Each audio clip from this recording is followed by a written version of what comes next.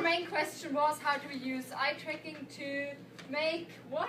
Make a driving game more challenging. Yeah. So basically, so all this stuff we were talking about today, or this morning, with the really interesting things, basically two big models for gaze interaction.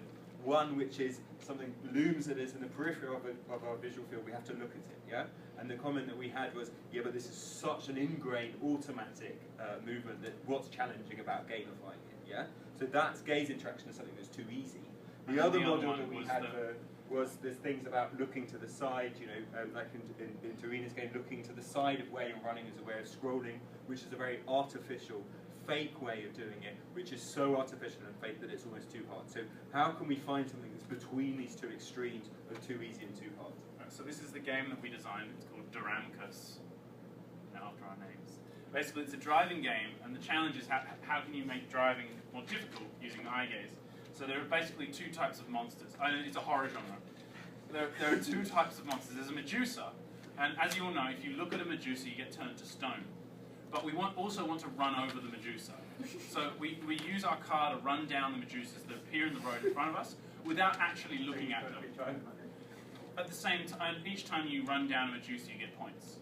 At the same time, there are ghosts, and if you look at the ghost, you get points. Because if you look at it for long enough, it bursts into a cloud of smoke.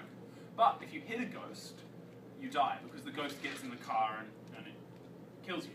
So again, this is this disjunct between where you're steering with the steering wheel and where you're actually looking. Yeah.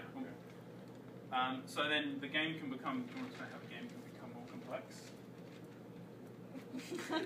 The game can become more complex, for example, when you have a screaming baby on your side and you have to take care of it. I don't know what we have. Yeah, that was the highest level. So more, as the game gets harder, so it's basically like playing chicken, yeah?